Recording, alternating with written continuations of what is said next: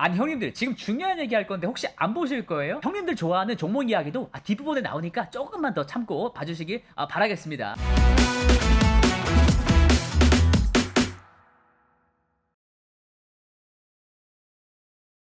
AI 얘기 지금부터 시작을 한번 해볼게요. 최근 AI 기술과 칩 시장에 대해서 논의가 굉장히 좀 뜨겁거든요. 이 모든 사태를 만든 사람이 있죠. 바로 지금 전 세계에서 가장 유명한 CEO, 바로 샘 알트만이 7조 달러가 필요하다라고 말했습니다. 7조 달러가 얼마냐? 한국 돈으로 9천조 원이 넘어가는 것 같거든요. 상상하기도 힘든 금액인데 어쨌든 이 말에 대해서 샘 알트만이 약간은 오해의 소지가 있다라면서 약간 정정 보도 같은 거를 약간 했거든요. 이게 무슨 말이냐? 단순히 AI 컴퓨팅, 그러니까 반도체만 그 금액에 해당하는 게 아니라 반도체를 구성하는 데이터 센터를 구동하기 위한 전력 인프라까지 다 합쳐서 최대 7조 달러다라는 말이거든요. 그래서 이와 관련해가지고 제가 비슷한 말이 있어서 좀 갖고 와봤습니다. 일론 머스크가 있죠. 경쟁자. 일론 머스크가 며칠 전에 6개월에 2배씩 컴퓨팅 요구량이 늘어난다고 말을 했었어요. 그리고 이 추세가 계속 이어질 수는 없잖아요. 어쨌든 이어지게 되면 결국 전력이 부족하게 된다라고 말을 했거든요. 그러니까 데이터 센터가 전 세계 전기를 쫙 빨아들일 수가 있다. 뭐 그런 우려 섞인 전망인 건데 실제로 아마존 있죠. 아마존 빅테크. 이 빅테크 아마존이 컴퓨팅 능력을 향후 크게 늘릴 염두에 두고 원자력으로 구동되는 데이터 센터를 좀 인수하기까지 했거든요. 이건 좀 의미하는 바가 있다. 그러니까 AI와 데이터 센터, 전력 인프라의 이 상호작용이 굉장히 중요해지는 겁니다. 그러니까 AI 붐이 반도체 붐을 만들었고 반도체 붐이 데이터 센터 붐으로 이어지고 이 데이터 센터 붐이 결국 인프라 구축 건설 붐으로 이어지는 그런 이제 구조가 사이클이 생긴다라고 볼 수가 있겠습니다. 그러니까 샘 알트만이 사실 몇 년 전에 소형 원자로 모듈, 그러니까 SMR이라고 불리는 원자력 기업에 또 투자를 하기도 했고, 그 다음에 일론 머스크는 사실 태양광 비즈니스도 하거든요. 뭐 잘 안 되고 있긴 하지만. 근데 어쨌든 일론 머스크도 태양광 비즈니스를 하면서 원자력 신화론자예요. 그러니까 이런 거에는 다 이유가 있다라고 말씀드릴 수가 있겠습니다. 또 다른 이슈가 있어요. 이거랑 비슷한 거. 마크 주커버그가 10년 만에 서울 땅을 밟았습니다. 10년 만에 왔으면 얼마나 중요한 얘기 하려고 한국에 왔겠어요. 무슨 얘기를 하러 왔느냐? LG와 삼성을 만났습니다. LG 같은 경우에는 본인들이 이제 VR 사업을 하니까 LG가 조금 더 재밌게 맛있게 만들어주기를 바라는 마음일 수도 있고, 그다음에 삼성을 만난 것은 이주영 회장님한테 AI 칩 공급 문제에 대해서 조금 논의할 예정이라고 합니다. 그러니까 이 AI 개발에 있어서 AGI 개발 경쟁에 있어서 반도체가 얼마나 중심이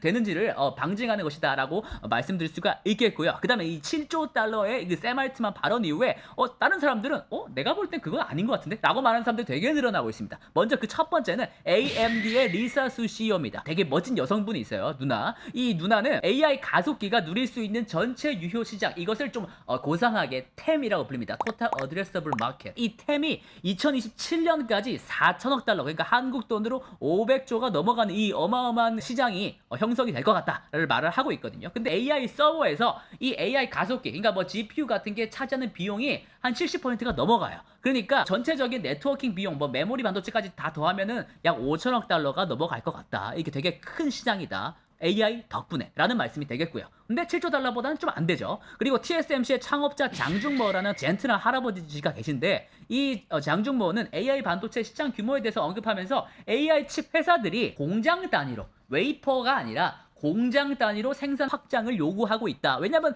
칩을 찍어내는 건, 칩을 직접 만들어내는 건 TSMC이기 때문에 고객사들이 TSMC한테 야 공장 좀 더 만들어 뭐 이런 식으로 요구를 하고 있다는 거죠. 근데 이게 한 개, 두 개가 아니라 적어도 10개 정도 공장을 더 만들어 달라고 요구를 하고 있답니다. 만약 공장 한 개 만드는데 보통 20조 원이 넘어간다고 알고 있거든요. 미세 공장을 만드는 반도체 공장이. 그러니까 10개면은 거의 한 2천억 달러, 그러니까 한국 돈으로 한 250조 원 사이에 위치하는 큰 시장 규모로 확장이 될 거다라고 말을 하고 있는 겁니다. 그러니까 사실 7조 달러까지는 안 되지만은 결국에는 많은 돈을 지금 생각을 하고 있다라는 것은 분명하고요. 그 다음에 AGI 훈련을 위해서 또 칼 슐만이라는 되게 또 유명한 또 개발자가 있거든요. 천재 연구원인데 이 칼 슐만에 따르면은 1조 달러 이상의 반도체 공장이 추가적으로 필요하다도 말을 하긴 했어요.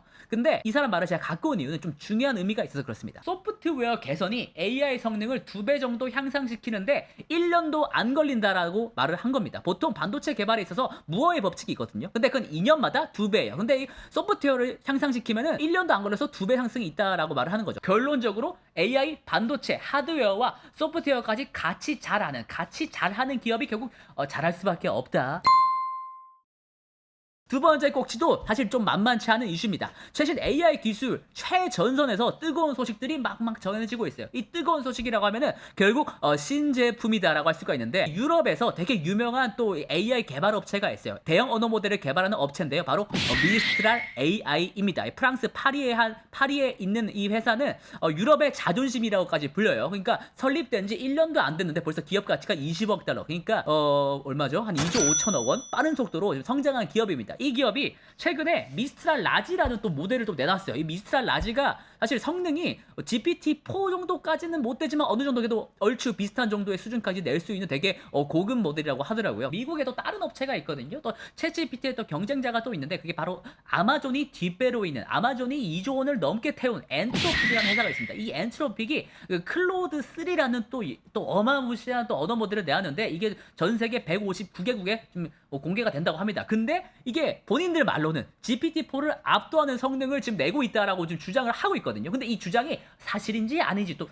알아봐야 될 거 아니에요. 그래서 사람들이, 얼리 어댑터들이 본인들이 직접 테스트 해보겠다 뭐 이런 식으로 해가지고 본인들의 직접 테스트한 결과를 내놨는데, 결과는 실제로 GPT-4와 엎치락 뒤치락하는 그런 수준이다라는 후기들이 올라오고 있습니다. 지금도 막 트위터나 이 X에서 막 올라오고 있거든요. 그래서 결론은 결국 잘하고 있다. 클로드 3가 이제 3가지 버전이 있거든요. 근데 이 중에서 가장 최상급 모델이 바로 이제 오푸스라는 모델인데, 이 오푸스 같은 경우에는 말만 들어도 어려운 양자 알고리즘에 대한 박사급 논문을 좀 이해했다라고 지금 발전했다고 하더라고요. 심지어 일부에서는 혹시 클라우드 3가 자아의식이 있는 게 아닌가라고 하는 지금 사람들의 지금 설왕설래도 이어지고 있습니다. 이러한 논쟁은 사실 GPT-4가 만들어진 이후에 처음 있는 일입니다. 오픈 AI가 앞으로 새로운 제품 출시 욕구를 좀 느끼지 않을까? 이렇게 생각을 하긴 합니다. 근데 오픈 AI와 일론 머스크가 지금 소송이 걸려 있잖아요. 법적 소송이 걸려 있는데, 이 소송을 좀 고려를 할 때는 당분간 오픈 AI가 새로운 모델을 좀 출시하기는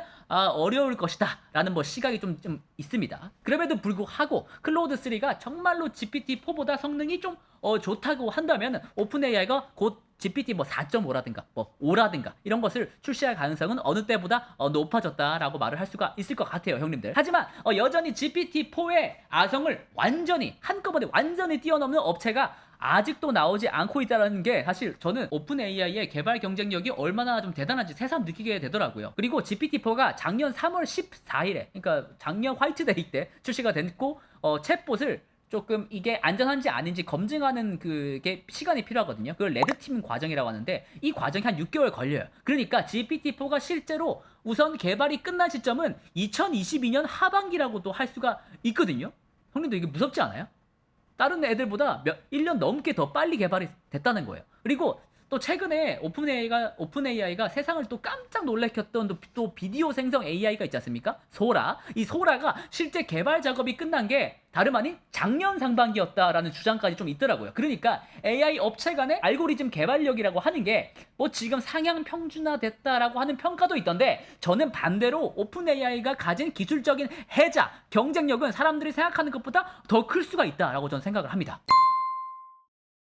이 마지막 꼭지가 형님들이 사실 더 좋아할 이슈이기도 해요. 일단 최근 AI 분야에 있어서 좀 뜨거운 이슈가 또 하나 있었습니다. 바로 구글의 AI, 제미나이. 네, 제미나이가 조금 곤란한 상황에 처했다라는 건데, 이 AI가 정치적 올바름 있죠. PC 논란의 한가운데 지금 서게 되었습니다. 근데 문제는 이게 너무 좀 치우친 답변을, PC주의에 조금 함몰되어서 너무 치우친 답변을 하는 게 지금 좀 뭐라고 해야 될까요? 지금 정치적인 논란을 지금 낳고 있는 거거든요. 사실 일론 머스크가 이런 상황을 마치 예견이라도 한 듯이 2022년 12월에 AI를 너무 한 방향으로만 훈련하는 것에 대해서 위험성을 지적한 적이 이미 있습니다. 근데 그게 지금 현실화되고 있는 거죠. 그러니까 AI도 균형 잡힌 정치적인 시각이 있어야 되는데, 구글은 그것을 선을 넘어버렸다. 그래서 문제가 있고, 주식시장에도 사실 조금 영향이 있었거든요, 구글의 주가에. 근데 문제가 미국 대선이 11월에 있잖아요. 11월에. 근데 이게 11월에 점점 더 가까워지면 질수록 이 제미나이가 이렇게 정치적인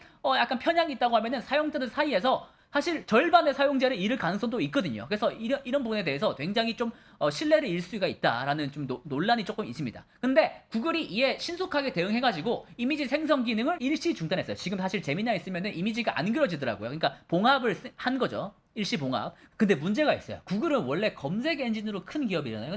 근데 그 검색 엔진이 클 수 있었던 거는 굉장히 중립적이고 그 다음에 사실에 입각한 정보들을 딱딱딱 찾아줬기 때문에 유명해진 건데, 근데 이게 검색 엔진의 대안으로 불리고 있는 이 챗봇에서 이 중립성을 잘 지키지 못하면 결국 신뢰를 잃을 수가 있고, 신뢰를 잃는 것은 사용자의 감소로 이어질 수 있다. 이 부분이 바로 핵심일 수가 있거든요. 그러니까 사태가 생각보다 되게 심각하다 보니까 구글 임원 같은 경우에는 이걸 고치는데 되게 근본적인 변화가 필요하다면서 단순히 미세 조정을 하는 게 아니라 훈련을 다시 해야 된다고 하면서 몇 달이 걸릴 수도 있다라고 말을 하더라고요. 이와 관련해가지고 순다르 피차이도 사실 구글 내부적으로 소통 메일을 보냈어요. 그 임직원들한테. 근데 이 사람이 뭐라고 했냐면은 되게 이 우리가 이렇게 편향된 답변을 한 것은 분명히 잘못된 일이다. 용납될 수 없는 일이다. 이렇게 운을 뗐고요. 그 다음에 무엇보다 좀 구조적인 변화가 필요하다. 그 다음에 대규모로 고치겠다. 얼마가 걸리든 고치겠다. 이런 단어를 썼어요. 이런 워딩에서 봤을 때 제가 생각했을 때는 생각하는 것보다는 좀 이게 고치는데 시일이 걸릴 수가 있지 않을까라고 생각이 들었습니다. 그러니까 이게 되게 구조적인 문제라는 거죠.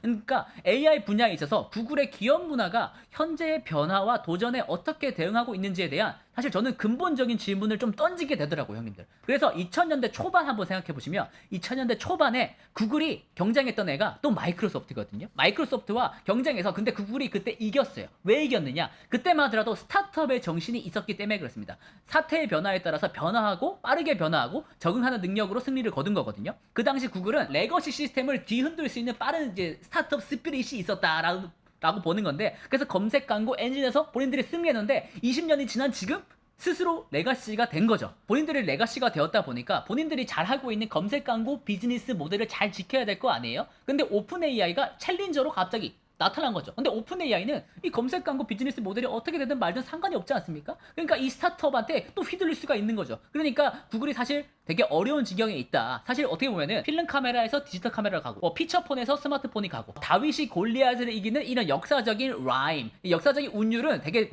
숱하게 많지 않습니까? 그래서 이번에도 이런 검색 엔진에서 LLM 대형 모델로 옮겨갈 수 있는 또 이런 또 사이클이 반복되는 거 아닌가라고 하는 또 우려 섞인 전망이 또 나오고 있습니다. 실제로 빅테크 중에 구글 주가가 요 며칠간 제일 안 좋기도 하더라고요. 제가 봤을 때. 자, 앞으로 어떻게 될지는 사실 구글의 태도에 따라 좀 달린 것 같아요. 좀 여론에 의하면은 지금 CEO를 교체해야 된다, 리더십을 전면 교체해야 된다라는 의견이 지금 계속적으로 힘을 얻고 있거든요. 그러니까 정말 전면적인 리더십 교체가 있을지, 아니면 이대로 사태를 봉합하면서 제미나이를 재훈련시켜서 다시 서비스를 내놓을지는 좀 더 지켜봐야 될 것 같습니다. 그 사이에 오픈 AI가 신제품을 내놓을 가능성도 있겠고요. 그 다음에 일론 머스크 같은 경우에도 본인들의 이제 챗봇이 또 있죠. 그록 같은 경우에도 며칠 내에 또 업데이트가 된다고 하니까 그 부분도 또 팝콘 각이라고 할 수가 있겠습니다.